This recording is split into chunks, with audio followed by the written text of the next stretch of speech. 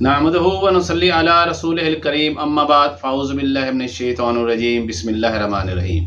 मैं हूं प्रोफेसर हकीम इसहाक सुल्तान और अपने यूट्यूब चैनल से आपको खुशामदीद कहता हूं। दोस्तों, आज हम बहुत ही अहम टॉपिक पे बात करते हैं जिसके बारे में मेरे बहुत सारे पेशेंट ने मुझे बार बार कहा कि हमें इस टॉपिक के ऊपर एक वीडियो बना के दें, और ये वीडियो जो है वो मेल के लिए बहुत ही इम्पॉर्टेंट है। वो मर्द हजरात जो अपना सीमन का टेस्ट करवाते हैं और जब रिपोर्ट उनके पास आती है तो उस पर लिखे हुए जो पैरामीटर्स हैं उसको देख के वो घबरा जाते हैं। वो कहते हैं कि ये क्या चीज़ है, हमें तो समझ नहीं आ रही, और इन पैरामीटर्स की नॉर्मल वैल्यूज़ क्या है ये भी हमें परेशान करती है। तो दोस्तों, आज की वीडियो के अंदर मैं आपको बताऊंगा कि सीमन में के जो एनालिसिस में ये जो पैरामीटर्स बताए गए हैं, बेसिकली इनकी नॉर्मल वैल्यू क्या होती है, इनका मतलब क्या होता है, और अगर ये अप या डाउन होती है तो इसके अबनॉर्मल वैल्यू से क्या होता है। दोस्तों, जब भी एक मेल जो है अपना सीमन का सैंपल देता है लैब में, तो लैब जब इसका टेस्ट करके इसको रिपोर्ट देती है तो सबसे पहले सीमन एनालिसिस के अंदर जो रिपोर्ट आती है उसमें सबसे पहले जो चीज़ लिखी होती है वो लिखा होता है सीमन वॉल्यूम, यानी कितनी मिकदार के अंदर आपने सीमन जो है वो कंटेनर में उनको दिया था। तो दोस्तों, कम अज कम इसकी वैल्यू जो है वो 1.5 ml होनी चाहिए। इससे अगर कम होती है तो आपका सीमन के अंदर एबनॉर्मेलिटी है, इससे ज़्यादा होना चाहिए। और सेकंड ये होता है, इसके अंदर जो पैरामीटर आते हैं वो है लिक्विफेक्शन टाइम, यानी आपने सीमन जब उनके हैंड ओवर एजैकुलेट किया और उसके इससे आधे घंटे के अंदर इससे लिक्विफाई हो जाना चाहिए। यानी जैसे आप सीमन जो है वो एजैकुलेट करते हैं तो वो काफ़ी थिक होता है और उसके स्पर्म काफ़ी गाढ़ा होता है, लेकिन जैसे ही आप वो तकरीबन आधा घंटा गुजरता है तो वो बिल्कुल लिक्विफाई हो जाता है।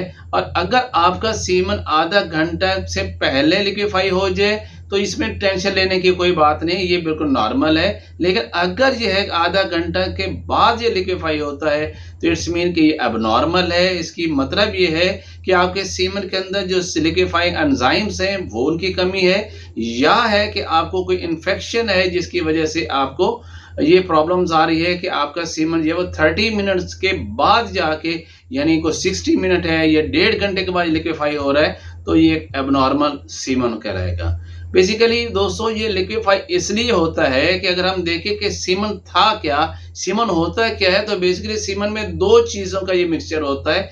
एक होता है स्पर्म और दूसरा है सीमन फ्लूइड। तो यही सीमन फ्लूइड और स्पर्म जो है वो अलग अलग हो जाते हैं, जिन्हें बाद में स्लाइड के जरिए इसको चेक किया जाता है। इसके बाद हम देखते हैं कि इसका कलर क्या होता है। तो दोस्तों, जो सीमन का नॉर्मल कलर होता है वो ग्रे वाइट होता है।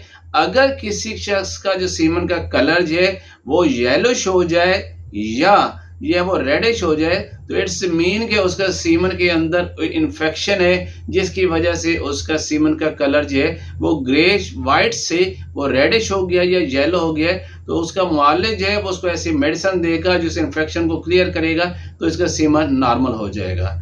अब हम देखते हैं, इसमें एक लफ्ज़ लिखता है pH value of the semen, कि जो सीमन का पीएच वैल्यू क्या होना चाहिए। दोस्तों, सीमन जो है उसका पीएच अल्कलाइन होता है, और अल्कलाइन से मुराद ये है कि आपका सीमन का पीएच 7.2 से अबव होना चाहिए, यानी 8 तक होना चाहिए, तो ये अल्कलाइन है। और अगर किसी शख्स का सीमन का पीएच जो है एसिडिक हो जाए, यानी वो 5 तक आ जाए, 6 तक आ जाए या उससे लेस चला जाए, तो इट्स मीन कि उसका जो सीमन है उसके अंदर डिफेक्ट है, उसके अंदर इन्फेक्शन है, और इन्फेक्शन की वजह से उसके जो सारे स्पर्म्स होते हैं वो डेड हो जाते हैं। इसलिए सीमन का जो नॉर्मल पीएच है वो 7.2 से 8 तक होना चाहिए। फिर इसके बाद हम देखते हैं कि इसमें लिखा स्पर्म कंसंट्रेशन लिखा होता है, यानी 1 ml के अंदर कितने स्पर्म होने चाहिए। तो पहले तो ये कहा जाता था कि ये 20 मिलियन स्पर्म 1 ml के अंदर होने चाहिए, बट अब जो है WHO की जो नए स्टैंडर्ड्स इसके बारे में बताए गए हैं वह है कि एक मिनिमम जो है वो 15 यानी 15 मिलियन स्पर्म पर ml होना ज़रूरी है। अगर इससे कम होता है तो इसका मतलब है कि आपकी सीमन जो है उसके अंदर डिफेक्ट है। इससे ज़्यादा हो जाए 30, 40, 60, 80 मिलियन तक भी हो जाए तो ये नॉर्मल है, लेकिन मिनिमम जो है उसे 15 मिलियन पर ml अगर किसी शख्स के सीमन के अंदर ये सीमन कंसंट्रेशन स्पर्म कंसंट्रेशन है तो वो नॉर्मल है, उससे परेशान होने की ज़रूरत नहीं है। इसके बेस के ऊपर जो है वो इंशाल्लाह औलाद पैदा करने के काबिल है। अब हम देखते हैं कि सीमन काउंट, इसमें हम देखते हैं कि जितना भी एक वक्त में आपने सीमन इजैकुलेट किया है उसके अंदर टोटल स्पर्म कम से कम कितना होना चाहिए, तो दोस्तों वो 30 मिलियन होना चाहिए, मिनिमम होना चाहिए। अगर इससे कम होता है तो ये डिफेक्ट है, और इससे ज़्यादा तो ये 100 भी हो सकता है, 150 ml भी हो सकता है, तो कुछ मिलियन पर ml जो टोटल हो सकता है। तो इट्स मीन कि ये मिनिमम जो है वो आपका 30 मिलियन टोटल स्पर्म होना चाहिए एक दफ़ा जब आप इजैकुलेट होते हैं तो आपके सीमन के अंदर। फिर हम इसमें देखते हैं कि अब नेक्स्ट इसका पैरामीटर आता है, उसमें हम देखते हैं कि इसकी मोर्टेलिटी कितनी होनी चाहिए। आमतौर पर पहले ये कहा जाता था कि सीमन के जो मोटाइल स्पर्म है उससे 60 में जो है % से ऊपर होना चाहिए, बट अब जो WHO को नए स्टैंडर्ड्स आए हैं इसके मुताबिक ये है कि अगर आपके मिनिमम जो है जो मोर्टेलिटी है वो 32% है तो भी ये बिल्कुल नॉर्मल है, हम इससे परेशान होने की ज़रूरत नहीं है। हाँ, अगर 32% से ये कम है तो फिर आपके सीमन के अंदर डिफेक्ट आता है। और इसके बाद हम देखते हैं कि इसकी मॉर्फोलॉजी क्या होती है, यानी इस स्पर्म को अगर हम देखते हैं तो उसके एक हेड होता है, एक कैप होता है, इसकी एक नेक होती है, एक फिर बॉडी है, और उसके बाद एक टेल है। ये इसके नॉर्मल जो स्पर्म है उसकी ये शेप होती है। अगर आपके टोटल स्पर्म में से 4% भी अगर स्पर्म नॉर्मल है, यानी इसकी मॉर्फोलॉजी अगर 4% भी है, तो इट्स मीन कि आपका सीमन जो है वो बिल्कुल ठीक है और आप इस काबिल हैं कि आप जो है औलाद पैदा कर सकते हैं। लेकिन अगर मॉर्फोलॉजी जो है वो 2% हो जाए, 1% हो जाए या 3% हो जाए तो भी ये एबनॉर्मल कहलाएगी और आपको इलाज की ज़रूरत है। अब इसके बाद जो बहुत इंपॉर्टेंट चीज़ है जो हमें इसमें देखनी होती है कि आपके सीमन के अंदर पस सेल्स कितने हैं, इसके अंदर आरबी सेल्स कितने हैं, और क्या आपकी सीमन के अंदर फ्रक्टोज मौजूद है कि नहीं है, इस चीज़ को देखना बहुत ज़रूरी होता है। अगर किसी मेल की सीमन के अंदर पस सेल जो है वो 2 से ज़्यादा हो, यानी 6-7 तक हो, तो इसका मतलब ये है कि उसके सीमन के अंदर इन्फेक्शन है और उसे अपना ट्रीटमेंट अपने मुआलिज से करवाना है, वरना इस इन्फेक्शन की वजह से इसके स्पर्म डेड हो जाते हैं। लेकिन अगर 0 से 2 तक पस सेल्स हैं, इट्स ओके, इसके बारे में परेशान होने की ज़रूरत नहीं है। और अब हम देखते हैं कि इसके अंदर अगर आपके सीमन की रिपोर्ट के अंदर रेड सेल्स आ रहे हैं, चाहे वो 2% है चाहे वो 3% है, it is abnormal, totally abnormal, क्योंकि सीमन के अंदर आरबीसीज नील होने चाहिए।